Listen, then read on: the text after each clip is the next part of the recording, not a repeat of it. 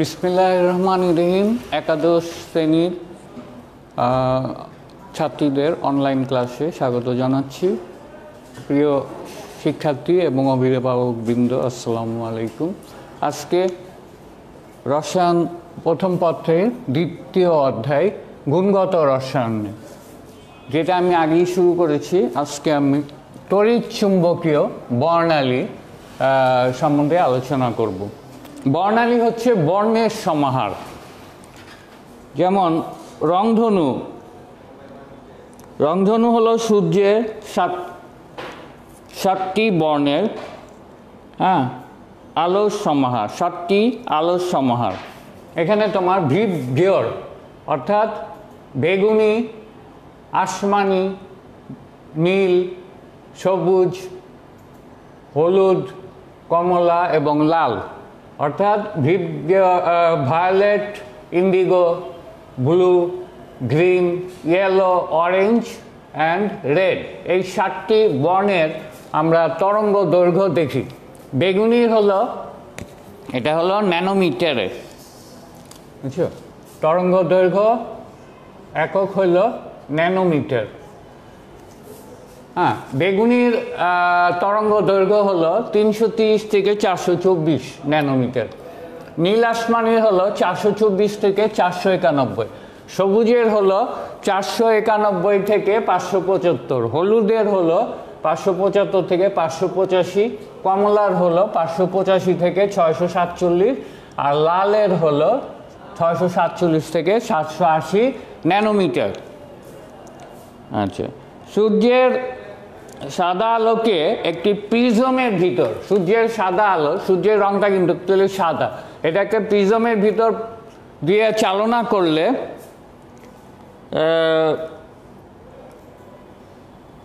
করলে তা বিভিন্ন বর্ণের আলোতে বিশ্লিষ্ট হয়। সূর্যের আলোটাকে যদি একটা প্রিজমের ভিতর দিয়ে, সাদা আলোটাকে প্রিজমের ভিতর দিয়ে চালনা করি, তাহলে সেটা 7টি রঙে বিশ্লিষ্ট হবে। সেটাই 7টা রং বলা হলো। আচ্ছা, প্রত্যেক মৌলের পরমাণুতে ধনাত্মক ও ঋণাত্মক দুটি প্রান্ত থাকায়, প্রত্যেক মৌলের পরমাণুতে ধনাত্মক আর ঋণাত্মক দুটি প্রান্ত থাকায় প্রতিটি পরমাণুতে একটি চৌম্বক ক্ষেত্র সৃষ্টি হয়। দুইটা প্রান্ত থাকায় ধনাত্মক ঋণাত্মক, প্রত্যেক পরমাণুতে একটি চৌম্বক ক্ষেত্রের সৃষ্টি হয়। আচ্ছা, এদিকে পরমাণুর কক্ষপথে ঋণাত্মক ইলেকট্রন প্রবাহের কারণে তড়িৎ ক্ষেত্রের সৃষ্টি হয়। আবার পরমাণুর কক্ষপথে ঋণাত্মক ইলেকট্রন প্রবাহের কারণে তোমার তড়িৎ ক্ষেত্রের সৃষ্টি হয় বা বিদ্যুৎ ক্ষেত্রের সৃষ্টি হয়। ফলে নিম্ন চাপে উচ্চ ভোল্টের বিদ্যুৎ চালনা করা হলে বিদ্যুৎ ক্ষেত্র ও চুম্বক ক্ষেত্রের মিথস্ক্রিয়ায়, বিদ্যুৎ ক্ষেত্র ও চুম্বক ক্ষেত্রের মিথস্ক্রিয়ায় মৌল থেকে এক প্রকার রশ্মি বিকিরিত হয়। এই রশ্মির নাম তড়িৎ চুম্বকীয় রশ্মি। তাইলে বিদ্যুৎ ক্ষেত্র, তড়িৎ চুম্বকীয়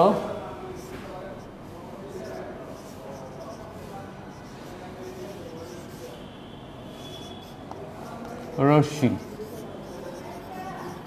তড়িৎ চুম্বকীয় রশ্মি অর্থাৎ বিদ্যুৎ ক্ষেত্র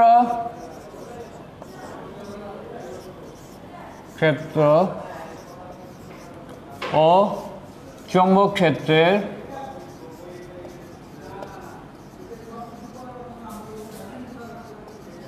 মিথস্ক্রিয়ায়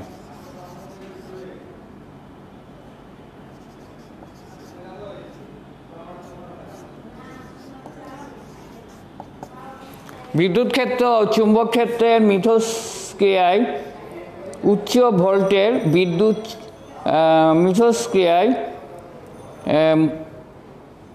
ক্ষেত্র ও চুম্বক ক্ষেত্রের মিথস্ক্রিয়ায় মৌল থেকে এক প্রকার রশ্মি বিকিরিত হয়। মিথস্ক্রিয়ায় মৌল থেকে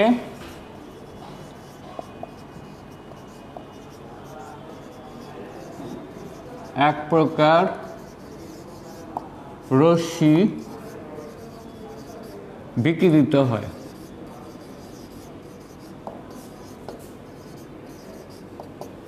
এক প্রকার রশ্মি বিকিরিত হয় তাকে, এই রশ্মির নাম তড়িৎ চুম্বকীয় রশ্মি। একে তড়িৎ চুম্বকীয় রশ্মি, তড়িৎ চুম্বকীয় রশ্মি বলে, তাই না? আচ্ছা, এক প্রকার রশ্মি সৃষ্টি হয় তাকে তড়িৎ চুম্বকীয় রশ্মি বলা হয়। আচ্ছা, এই রশ্মি বিকিরণের ফলে সৃষ্ট বর্ণালীকে, এই রশ্মি বিকিরণের ফলে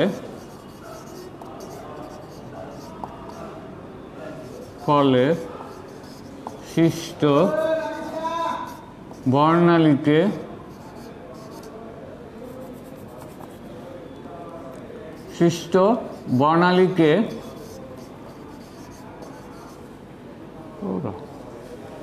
সৃষ্ট বর্ণালীকে তড়িৎ চুম্বকীয় বর্ণালী বলে।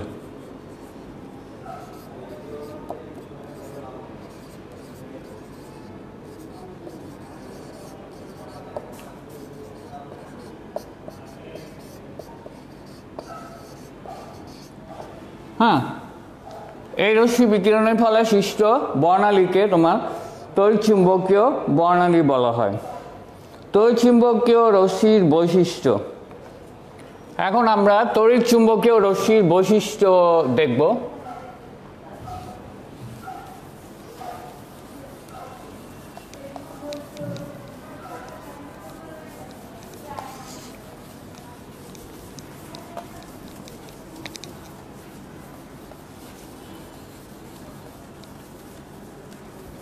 তড়িৎ চুম্বকীয় রশ্মির বৈশিষ্ট্য।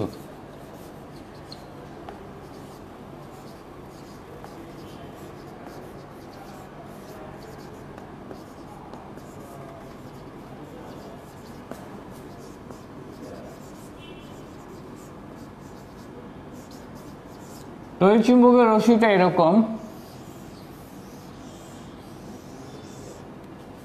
আচ্ছা, এরকম এটা আলোক তরঙ্গ।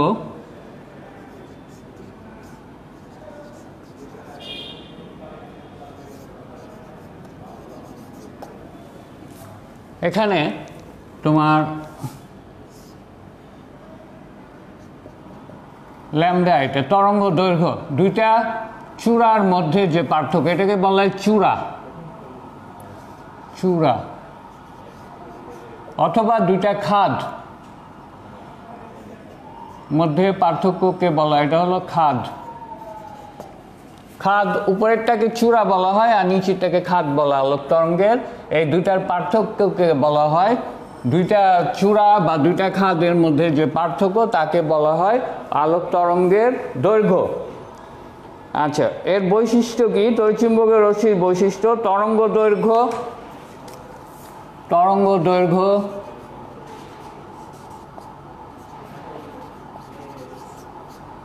ল্যামডা, তরঙ্গ দৈর্ঘ্য ল্যামডা, কম্পাঙ্ক নিউ, তরঙ্গ সংখ্যা কম্পাঙ্ক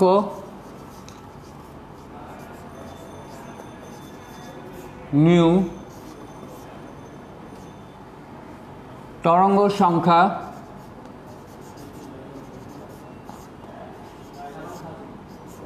নিউ বার ও শক্তি।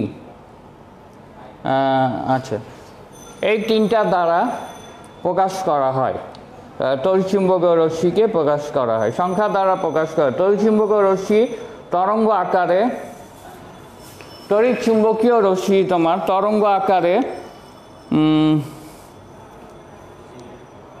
তড়িৎচুম্বকীয় রশ্মি তরঙ্গ আকারে প্রবাহিত হয়। এই তরঙ্গের দুটো চূড়া বা দুটো খাদের দূরত্বই হলো তরঙ্গ দৈর্ঘ্য। এই তরঙ্গের দুইটা চূড়া বা দুইটা খাদ, এটা হচ্ছে চূড়া, দুইটা চূড়া বা দুইটা খাদের মধ্যে যে তফাৎ তাকে বলা হয় তরঙ্গ দৈর্ঘ্য। আচ্ছা, তাকে বলা হয় তরঙ্গ দৈর্ঘ্য। দুটি চূড়া দুটি খাদের মধ্যে যে পার্থক্য তাকে বলা হয় তরঙ্গ দৈর্ঘ্য। এর একক হলো ন্যানোমিটার বা সেন্টিমিটার। তরঙ্গ দৈর্ঘ্যের একক হলো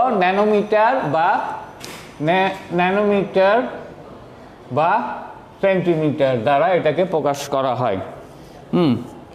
আচ্ছা, অথবা অ্যাংস্ট্রম দ্বারাও এটাকে প্রকাশ করা হয়। আচ্ছা, তরঙ্গ গঠনকারী কণা প্রতি সেকেন্ডে যতবার স্পন্দিত হয় তার সংখ্যাকেই কম্পাঙ্ক বলে। তরঙ্গ গঠনকারী কণা প্রতি সেকেন্ডে তরঙ্গ গঠনকারী কণা প্রতি সেকেন্ডে তরঙ্গ গঠনকারী কণা প্রতি সেকেন্ডে যতবার স্পন্দিত হয়, প্রতি সেকেন্ডে যতবার স্পন্দিত হয়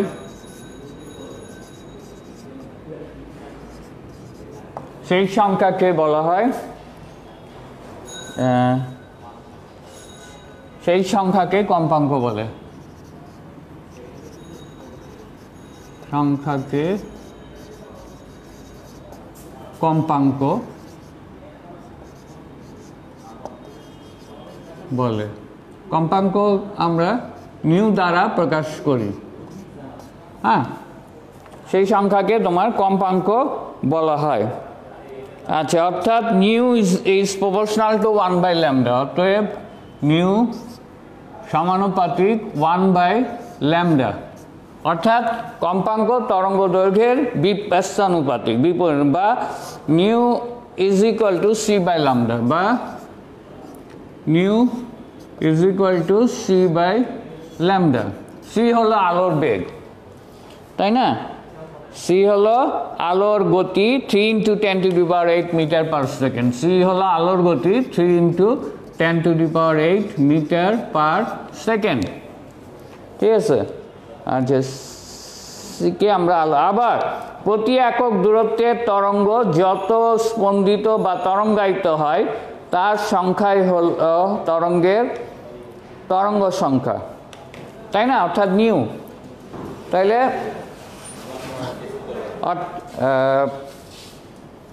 আচ্ছা, তরঙ্গ সংখ্যা হলো নিউ এর একক হলো নিউ এর একক কি? কম্পাঙ্কের একক cycle per second. Cycle per second বা হার্জ। কম্পাঙ্কের একক হলো সাইকেল পার সেকেন্ড বা হার্জ। ঠিক আছে? আচ্ছা,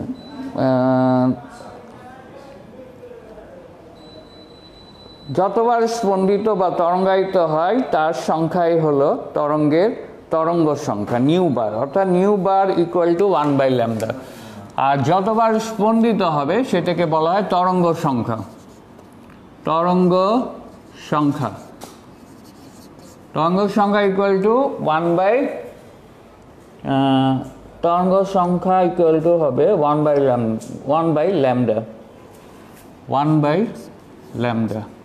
এটাও তাই। অর্থাৎ যতবার স্পন্দিত হবে অথবা তার সংখ্যাই হলো তরঙ্গের সংখ্যা। প্রতি একক দূরত্বে তরঙ্গ যতবার স্পন্দিত বা তরঙ্গায়িত হবে তার সংখ্যাকে বলা হয় তরঙ্গ সংখ্যা। আচ্ছা, এখন কোয়ান্টাম শক্তি। কোয়ান্টাম শক্তিটা কি?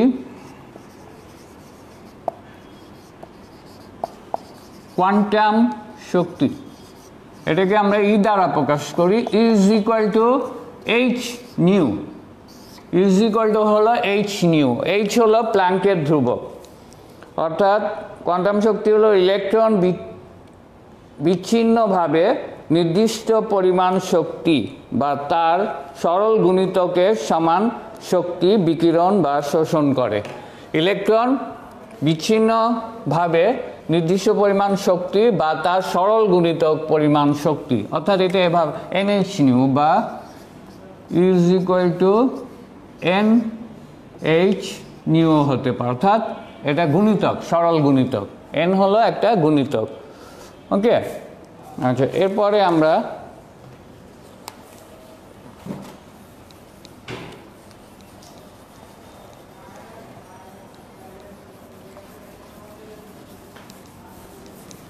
বর্ণালীর শ্রেণী বিভাগ।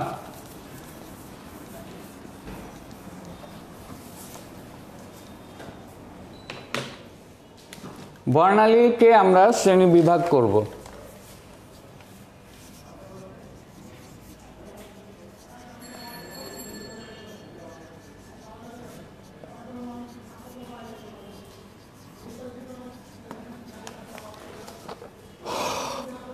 তরঙ্গ দৈর্ঘ্য অনুসারে ক হলো না 10 মিনিট দেরি করে তরঙ্গ দৈর্ঘ্য অনুসারে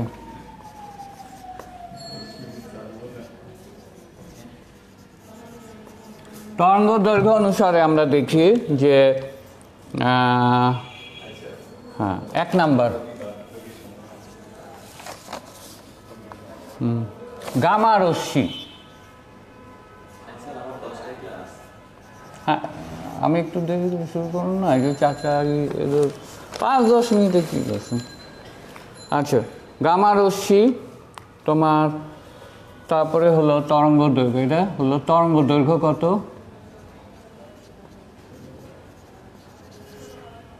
তরঙ্গ দৈর্ঘ্য 5 × 10⁻⁻⁴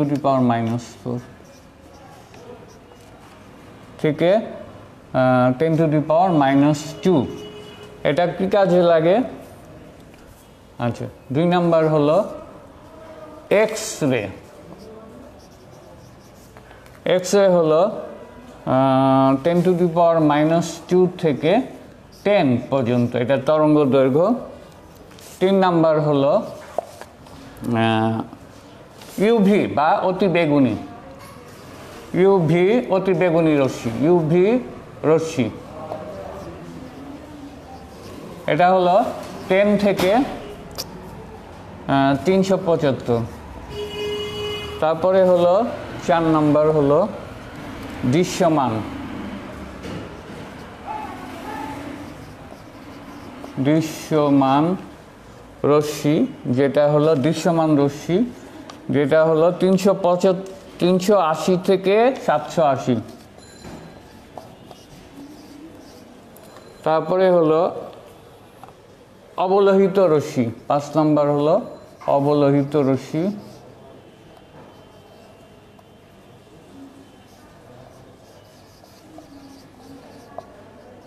বা আয়ার রশ্মি, এটা হলো 780 থেকে 10⁶। তারপরে হলো 6 নম্বর হলো মাইক্রোওয়েভ রশ্মি।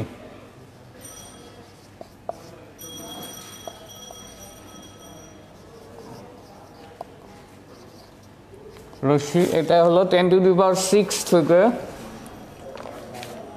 10⁶ হতে 3 × 10⁸। এরপরে হলো রেডিও ওয়েভ। 7 নাম্বার হলো রেডিও ওয়েভ।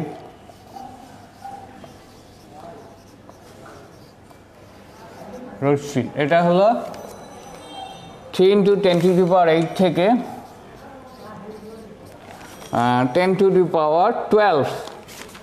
10⁻12 বা এটা 10 মিটার। আচ্ছা, এটা গামা রশ্মিটা কি কাজে লাগে?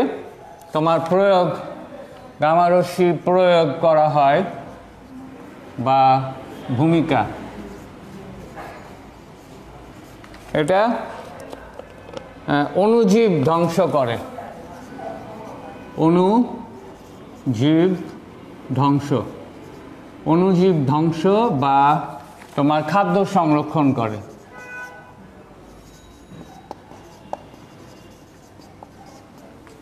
তারপরে হলো এক্স রেটা কি কাজে লাগে? দেহের বিভিন্ন অভ্যন্তরীণ অঙ্গ, দেহের অভ্যন্তরীণ অঙ্গ দেখা যায়, অভ্যন্তর অঙ্গ শনাক্তকরণে।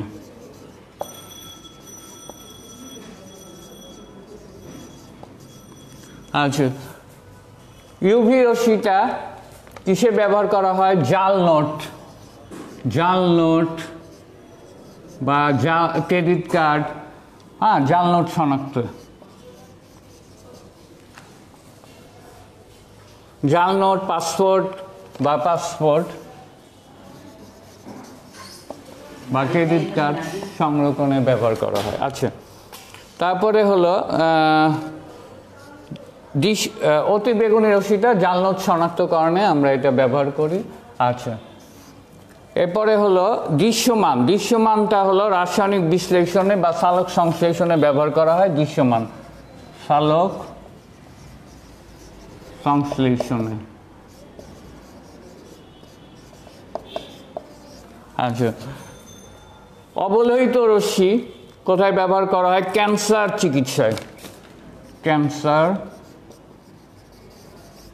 চিকিৎসায়, এটা ব্যবহার করা হয়।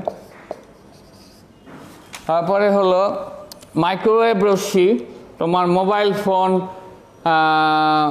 তারপর ওয়াইফাই, মোবাইল ফোন,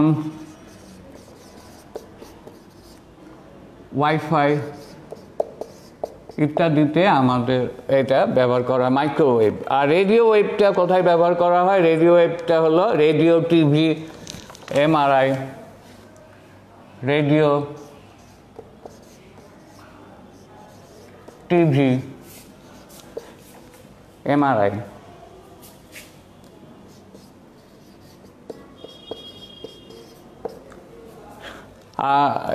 এগুলি হলো তড়িৎচুম্বকীয় রশ্মির শ্রেণীবিভাগ। এটা আমরা আজকে দেখলাম যে তরঙ্গ দৈর্ঘ্য অনুসারে এটা মানে শ্রেণীবিভাগ করা হলো। এরপরে হলো নাম্বার হলো বর্ণালী দুই প্রকার, তোমার বিকিরণ বর্ণালী এবং উজ্জ্বল বর্ণালী বা শোষণ বর্ণালী।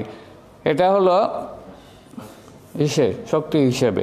আর একটা হলো পদার্থের গঠন অনুসারে বর্ণালী আবার তিন প্রকার: পারমাণবিক বর্ণালী বা রেখা বর্ণালী, আণবিক বা গুচ্ছ বর্ণালী এবং নিরবচ্ছিন্ন বর্ণালী। আজকের মতন, আগামী ক্লাসে এটা আবার পরবর্তীতে ভালো করে আলোচনা করা হবে। আজকের মতন তোমাদের কাছ থেকে বিদায় নিচ্ছি। সকলে ভালো থেকো এবং স্বাস্থ্যবিধি মেনে চলো। আগামী ক্লাসে তোমাদেরকে এই বর্ণালীটা আরও, শ্রেণী বিভাগটা আরও, আজকে আলোচনা করলাম খ এবং গ, অর্থাৎ তোমার